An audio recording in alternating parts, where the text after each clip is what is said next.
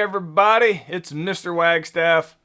Cool stuff to talk about today. Today we're going to be talking about some robber barons, and then we're going to talk about Henry Ford, Henry Ford's awesome. Alright, but before we get there, let's set the stage for what a robber baron is, who they are, why they are what they are, and just what they are, I guess. Alright, so the time period in the late 1800s, because you had so many immigrants coming into the United States, these unskilled workers, you had a massive amount of labor in the United States.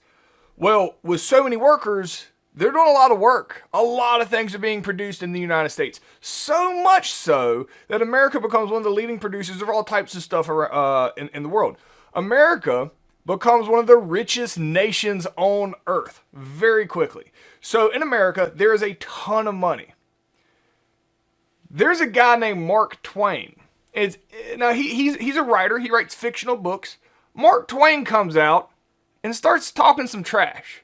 Now, it seems odd in history. Why would we be listening to Mark Twain, a guy who writes a book, he's talking trash about the economy? Like, that doesn't make any sense. Well, it's a really important situation in the late 1800s. Mark Twain is in a unique situation where he can talk trash. The reason Mark Twain can talk trash, why he wants to talk trash, is because he's one of the few people who doesn't work for these crazy rich people. America is a super wealthy nation, but there's only like a handful of people that have all the money. Everybody else is dirt poor. And all those dirt poor people, they work for those rich guys. And those rich guys are richer than anything you can possibly imagine. Like, it's absolutely incomprehensible how rich they are. So because of that, Mark Twain is one of the few people he's pretty well off. He's made money from writing books. He can talk trash about these guys who run these industries, and he says what they're doing is wrong, how they're manipulating society for their own benefit, yet in no way are they allowing other people to become wealthy. Mark Twain uses the term, because he's a good writer, he uses the term the Gilded Age. All right, this is a drawing of Mark Twain and the Gilded Age. So what Mark Twain does is he uses the term Gilded Age, and it has stuck in history books. All right. So Mark Twain calls the late 1800s the Gilded Age. What that means, if something is gilded, all right, this is what something that is gilded looks like. It means it just has a thin coat of like gold on the outside, and just right below it, it's just crap metal. And picture frames are very common for this. That from the outside, it looks beautiful. Like when this is all nice and covered in a thin layer of gold, this looks beautiful. But if you go just below the surface, it's garbage. This is what Mark Twain says about society. He's like, from the outside, you see all this money America has, and America does have a ton of money. However, you come over to America, you go just below the surface, and you realize that money is held by very few people. All right. So what we're going to do today is we're going to talk about those people. All right. Now, they call themselves industry leaders. They're the leaders of the industry. Most everybody else calls them robber barons. So a baron of industry is like a leader of the industry. They're called robber barons negatively by the people at the time, mainly because these guys, they could give away more money than is imaginable, but they don't, and people feel like they are stealing from the rest of society. Now, as we talk, I'm going to explain to you how these guys got crazy rich at the time, and the whole concept of laissez-faire, hands off, the government just not getting involved, why that ends up being a bad idea in the American society. All right, so let me just explain to you some stories of these guys. They're going to end up creating monopolies. All right, the problem with monopolies, all right, and so nothing they're doing here is technically illegal. It will eventually become illegal, and there is controversy over, are these guys, at the time there's controversy, are these guys actually doing anything illegal by being this rich? aren't they just winning at being American? Like, oh, so this guy's worth $1 billion. Cool. Like, have at it. The problem ends up being when these super rich guys, like Andrew Carnegie here, Rockefeller, these guys, when they use their wealth to prevent other people from becoming successful, that's where it starts becoming a problem. That's where competition in a market is a very good thing. All right. If you have AT&T and Verizon as cell phone carriers, or whichever ones, come out and compete with each other, just the examples, companies that compete with each other is great for the consumer because they want to have the lowest prices. That's what people will buy. Well, if there's just one cell phone carrier, they can jack up the prices all they want. And nobody else can compete with them. And then if they use their power to prevent any other cell phone companies from ever existing, that negatively hurts society. Well, what if every industry had one person, one company that runs the entire industry and they can manipulate the entire economy? That's what was happening with these guys, Carnegie and Rockefeller, is it's preventing other people from becoming successful. So this is where the laissez-faire is going to kind of hurt society. But let me explain to you, because it is cool stories, of how these guys became super crazy wealthy, right? Crazy wealthy. Let's start here with Andrew Carnegie. So Andrew Carnegie is going to make his money in steel. Now, Carnegie and Rockefeller, let's go ahead and explain, they started out rich. All right, so step one, be rich. So here's what he does. So it's an idea called vertical integration, sometimes called vertical consolidation. All right. So what Carnegie realizes is he is getting into the steel industry because the new Bessemer process is out. So everybody wants more steel. So he basically has a building here, a company that sells steel to consumers, but there's a bunch of other people that have these other steel companies, and it's hard to, get an advantage over everybody when everybody's competing with each other. So he goes and looks, where does steel come from? Well, here's the process for steel. There's somebody somewhere that owns some mountains, and they have this natural mineral called iron ore. All right. So somebody owns the mountains, and they send miners in there to get the iron ore out. Then they sell that to factories that turn iron ore into iron. All right. So the mountain people sell it to this factory, right? Who then, after it's turned into iron, the iron people then sell it to the steel factories that turn the iron into steel. All right. Then these people will then sell it to people like Carnegie, who sell it out to the rest of the population. Well, here's the problem. Every time it goes from one step to another, the price of it increases because everybody's going to make a profit. So what happens is Carnegie's like, what if I just owned all parts of it from the bottom up? So it's vertical, top to bottom. So from the bottom up, he is going to go out and buy mountains because it's nice to have the money where you can just go buy mountains. He's going to buy mountains to have the iron ore. Is going to then have that iron ore turned into iron. He then also, he's going to buy a factory that can do that. He's then going to buy a factory that can turn iron into steel, and then he already owns this type of enterprise here that can sell it to the consumer. Well, once he owns all the parts of this, yes, that cost him a bunch of money up front. The price doesn't increase as it goes from one step to another because he owns every part of it. So at the end of the day, guess who has the cheapest iron or the cheapest steel around? Carnegie. And when Carnegie can sell steel cheaper than anybody else, guess what happens to everybody else's steel company? They all go out of business because nobody's buying from them. Once they go out of business and there's no competition, guess what Carnegie does to the price of steel? Skyrockets it.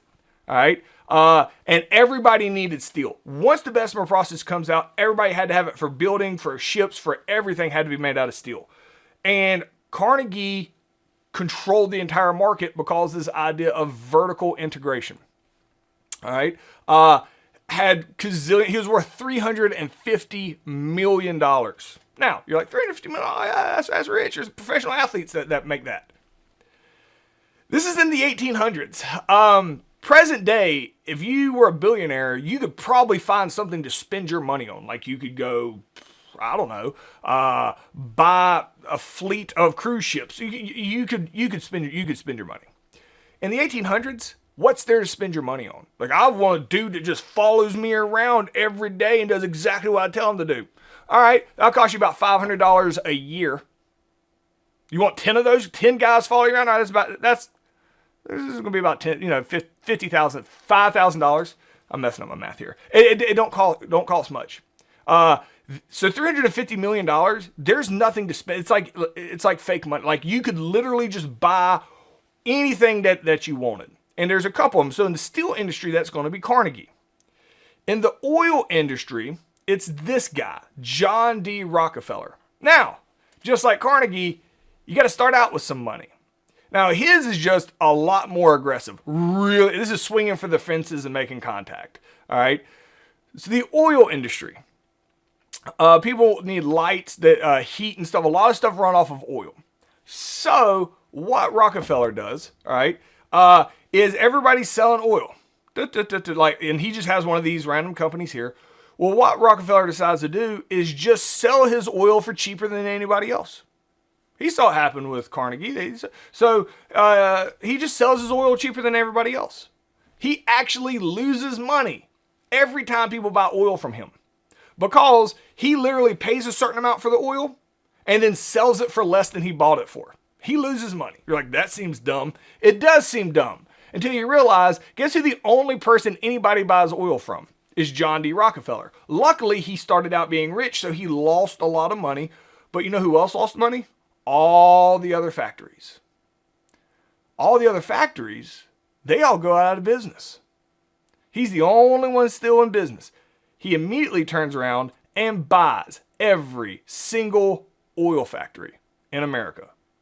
That's called horizontal consolidation, like across, because they're on his same level. He bought all out his competition once they failed. And then he made one big mega company called the Standard Oil Company. Guess what he did to the prices of oil once he owned it? Skyrocketed them. All right. Horizontal consolidation, vertical consolidation. These guys go in and they have a monopoly on their industry. So the oil industry, the steel, and the things that have to be, the United States has to have, is controlled by one person. All right. Money. So J.P. Morgan, I'll give him a little caveat here. He's not like, so Rockefeller and Carnegie needed somebody to manage your money for them. That's what J.P. Morgan did. J.P. Morgan basically just charged them interest to manage their money for them.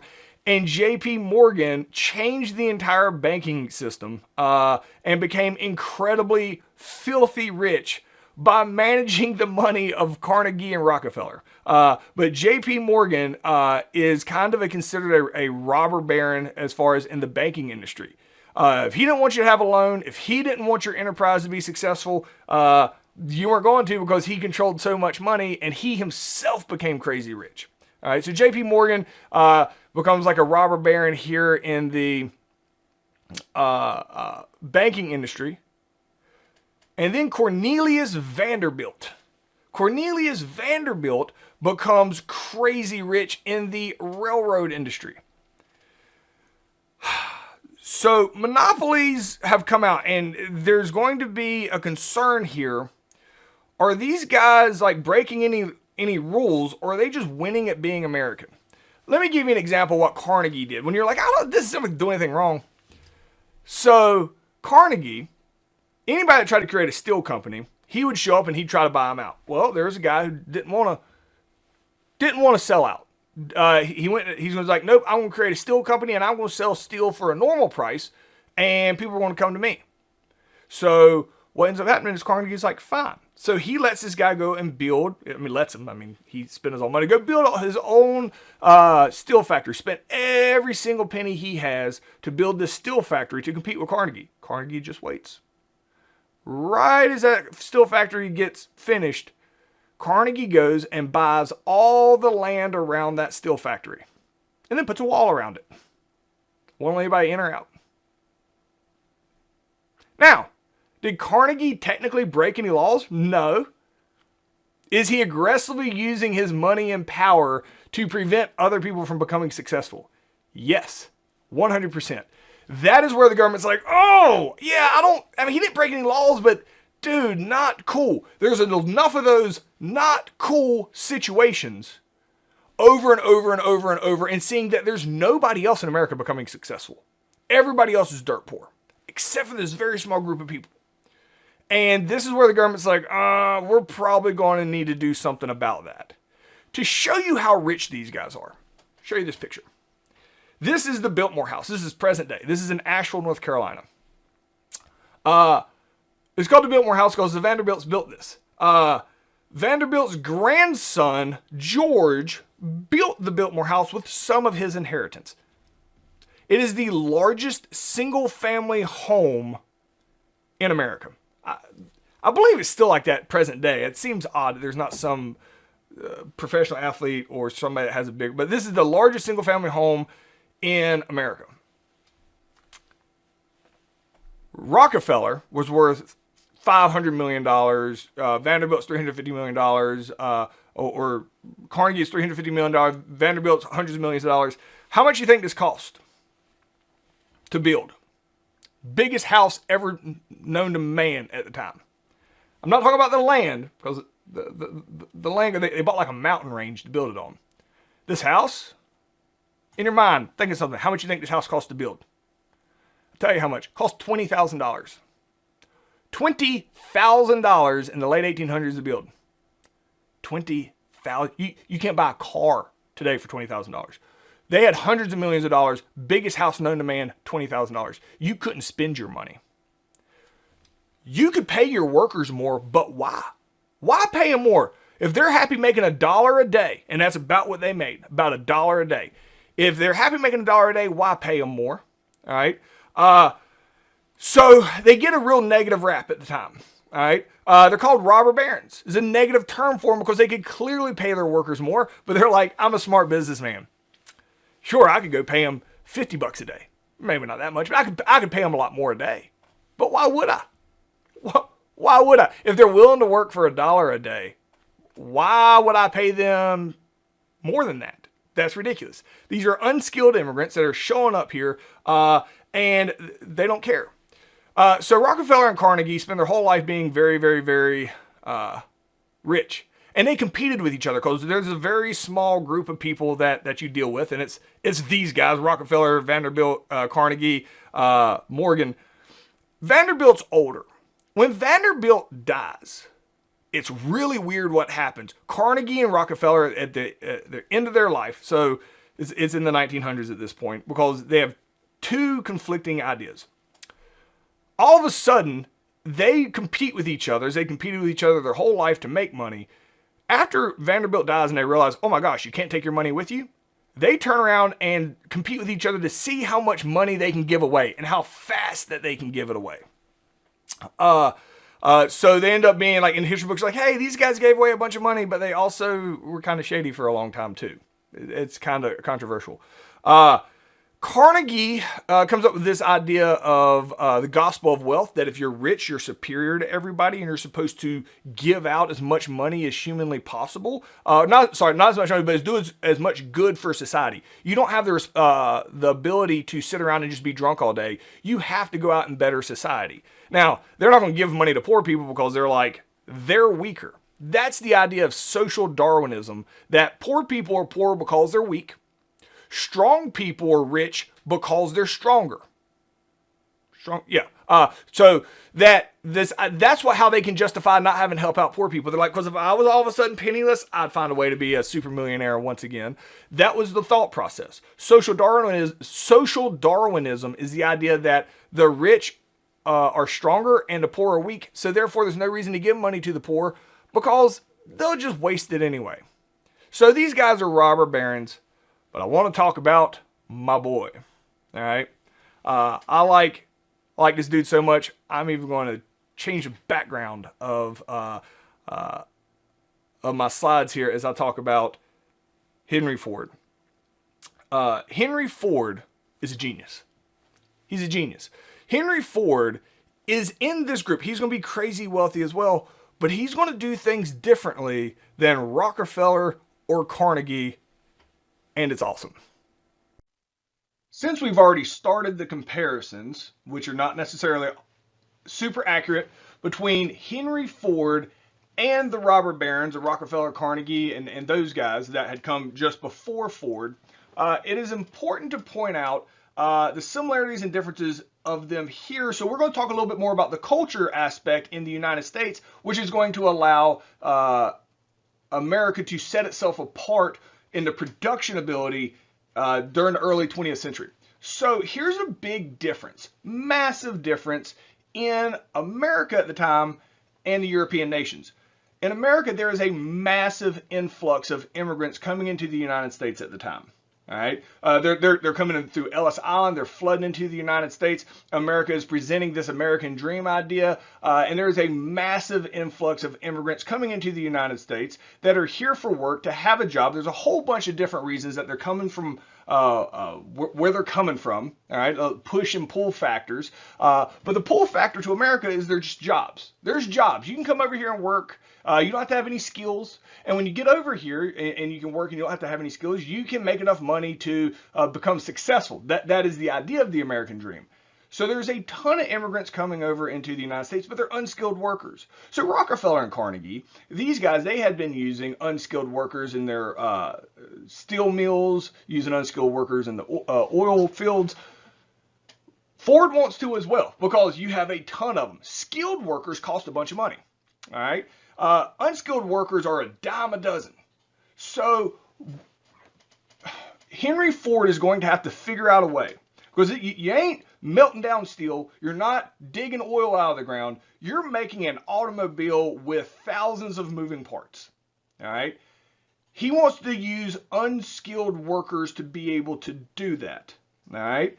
So he has a whole nother system to figure out with that. But the reason he wants to stick with unskilled workers is two reasons. Number one, they're cheap. They'll work for not a lot of money. That's good, because skilled workers are really, really expensive. The second reason he wants to is because there's so many of them in the United States. This is an abundant resource. The amount of labor that the United States has, with people willing to work, all right, and work for almost nothing, all right, is drastically more than the European countries where these people are fleeing from. Now, maybe if there were jobs in those countries, they wouldn't be fleeing anyway, but the United States has an absolute massive abundance of unskilled workers ready to work. With that being said, that's who Ford wants to use. He wants to use unskilled workers because they're cheaper and they're abundant and they're replaceable. However, his issue and where his genius is going to come in is, how do you use unskilled workers to create one of the most advanced machines on Earth? How is that possible? And that's what we're going to get into here in a second. But it is important to point out that just like the Rockefellers and Carnegies, that Henry Ford is going to want to move as soon as possible over to the unskilled workers, because it's just so much cheaper and your profit margin is so much higher. So what I want to show you here is on this graph that this blue line, all right, marking all over the place here. The blue line just continues to go up from 1800s to the 1900s. You're at 15 million immigrants at the peak here of the time that Henry Ford is going to start being the dominant force on Earth in production with his assembly line and things like that. And the big reason for that is his commitment early on, just like the robber barons. He is going to commit to the massive amount of labor and the immigrants that the United States has, which is a culture in the United States of those immigrants that are coming in. So not only is it the culture, but it's the ideals that they're coming here for, the idea to work, to be able to be successful. And Henry Ford will eventually, kind of spoiler alert, he is going to actually fulfill that American dream for a lot of these immigrants at the time. All right, I've been talking about Henry Ford's genius and what's going to set him apart from everybody else, and here's what it is. It's going to be the assembly line. Any student now can probably regurgitate Henry Ford made the assembly line. It is really important to understand what that means. We think assembly line, and you think it was a gradual or an instantaneous process where he said, let's make an assembly line. And they went from like carving a piece of wood to having this big, intricate assembly line. It was actually a process. And Henry Ford is the one who kept pushing the limits of it. All right. And so you look back on it and you're like, why did nobody else think of this? It's because it honestly didn't seem to make that much of a difference from where they were, but it does. So let me explain this in a series of pictures. So the picture up here of all the pieces, all right, with that rifle that's all taken apart. There's a guy named Eli Whitney, super famous in American history for two things. Probably the most famous thing is the cotton gin, which is a whole nother subject. The second thing that he invents and patents, even though, you know, who really invents things, he did get the patent on it, is interchangeable parts. He decided he was going to really underbid on gun manufacturing for the United States government and got the bid, and because he promised he could mass produce these guns for cheaper than anybody else, but had never even made guns before. So another side story, can't really go too much down, but Eli Whitney actually gets fired from that job. He actually loses that contract because he doesn't produce the guns. But what he does produce is the ability for interchangeable parts. All right. He figured out the fastest way to make guns is to make all individual parts for the guns themselves. That way, if they break, you can switch them back and forth. All right. So you don't have to like custom make an individual gun. He apparently was up against the time constraints and did not meet his deadline, even though the patent is going to come out of that is going to fundamentally change a lot of things. By doing this, all right, what you can do, not only can you fix machines, simple machines like guns or steam engines and stuff, if it's all the exact same pieces, you can buy the replacement parts for it. Not only is that a huge motivator for people to buy really expensive machines because you can fix them instead of just having an expert come build you a new one, but also, and here's where it's going to apply to Henry Ford, when every single gun is built the exact same way, you can have an unskilled worker put it together because he just learns how to do it one time and he can just do it over and over and over and over and over. All right. So the idea of interchangeable parts is going to lead to this idea that unskilled workers can work in factories. All right. And so when Henry Ford comes along, they had already been using this idea in factories with wagons and things like that. And it's kind of what the second picture here is. The second picture here is talking really job specialization. All right. So in this picture here, most likely what's happening is those guys working on those wheels, there's a whole bunch of those cars, and this is kind of how Henry Ford started, but this was working on wagons and stuff, that they would just go around and around, and they each had a certain job, like put lug nuts on. That's what it was, all right? And they would go around, they put lug nuts, and their job was the lug nut guy, and they'd go around all day, and they'd put lug nuts on all the tires, and when they're done, and the cars just kind of sit there, all right? This had been done in other systems, and it had worked great. It was so much more efficient than anything else. This is where Henry Ford makes the difference. This is what makes Henry Ford the Henry Ford everybody knows. He's like, what if we improve it? And they're like, how can you possibly improve that? It just sits there. They go around, they do their job. Everybody has one very specific task. They go do it, and they're done. He goes, yeah, but what if? And just imagine, this is his pitch. This sounds dumb. It honestly does, because until they realize how amazing it works, it's all right. So here's his pitch. What if you just have everybody stand in the same place, and the car comes to them on like a conveyor belt or on a chain mechanism, and they're like, how is that any faster than having them just walk to the car? She's like, it will be, and they're like, yeah, that seems dumb, but I mean, you're the boss, so okay. So that's his genius. Have the car come to you. Blows their minds. They went from being able to produce a car in 18 minutes to being able to produce it in 3 minutes. Now, not instantaneously, but, and here's why. Those unskilled workers are going to stand there, and the vehicle shows up to them, and they have a certain amount of time that they can put that lug nut on. So there's no more slow workers because the entire factory can only move as fast as the slowest worker. Immediately, you have singled out your slowest worker, and everybody in the factory knows it. Now, that's a lot of stress to put on you. So there's always the slowest worker. The whole factory always has to wait on one person. No matter how fast you go, there's always that one person. And in a society where you want to work hard in the American dream and you want to move up, guess what you don't want to be? You don't want to be the slowest one.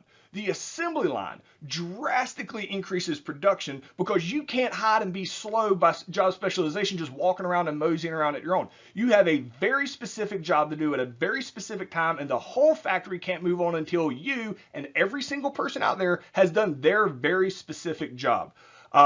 So by creating the assembly line, which is an extension way down the road of Eli Whitney from almost 100 years before from interchangeable parts, he now has unskilled workers that are working at an absolutely breakneck pace. And at first he's like, this is great. But he's getting ready to run into a huge problem. This job is crazy hard. So Henry Ford is a notoriously tough boss. All right. They had bosses and linemen walking up and down all the time along the assembly lines, just giving it to these workers, making them work faster, faster, faster, faster, faster. I mean, people came over because they wanted a job. But this is a little extreme. So he is sitting here and he's paying them like $2 a day. Not surprisingly, this job is absolutely brutal and there's no way to cut corners. And if you cut corners, you get called out immediately. So what ends up happening is they quit over and over and over. Like his factory takes a beating because he can't get quality workers because everybody in there's new. He's hitting times where he's having like a 400% turnover every year. So he literally is having an entire new staff statistically about every 3 or 4 months. And that is just not good for production when you're constant, even if they're unskilled, it still takes a while for people to hit their, to hit their stride. So Henry Ford does the super famous thing of the $5 day. The $5 day is the equivalent of making somebody middle class. So while the numbers don't exactly add up to present day, because if you just look at inflation, but not everything was purchased back then, this is probably the equivalent of about $60,000. About what somebody would make present day. $5 a day is about $60,000. You take the lowest class of society, and you're going to pay them $5 a day now to do the same job they were doing. All right. The $5 day is a godsend for a lot of people and in a lot of different aspects. Now, Henry Ford wasn't doing this out of the kindness of his heart. All right. He may not have been as brutal as Rockefeller and Carnegie, but he's like, I need quality products. I can't do that with a constantly changing workforce. So he basically says, hey, the job ain't going to get easier. Don't ask me to make it easier because it's not. It's going to be brutal, but I'm going to pay you for it. But here's the caveat with the $5 a day a situation that he has, which is more than doubles the salary of all these unskilled workers. There's really no other factory job that they would find anywhere else that would come anywhere close to that. Henry Ford is actually already paying more than a lot of other factories already before he doubles it. But here's the thing. He's like, all right, so I'm going to go ahead and pay you $2.40 a day already. That's what you were getting. But you get an additional $2.60 if you act like you got some sense. Like he wants to control their lives. He wants to control where they live, what they do. He wants to control their lives outside of work because he believes by doing so, and he was adamantly against alcohol. He was a big part of the temperance movement. He wanted to control his workers' lives, and he basically connected half of their pay that you basically have to get the okay from me, Mr. Ford, from Henry Ford, in order to get that extra money. Now, that's so much money, and it is a life-changing money that obviously, you can look at the statistics, the vast majority of the immigrants and unskilled workers bought into it, but it wasn't just a feel-good. It was he needed good workers.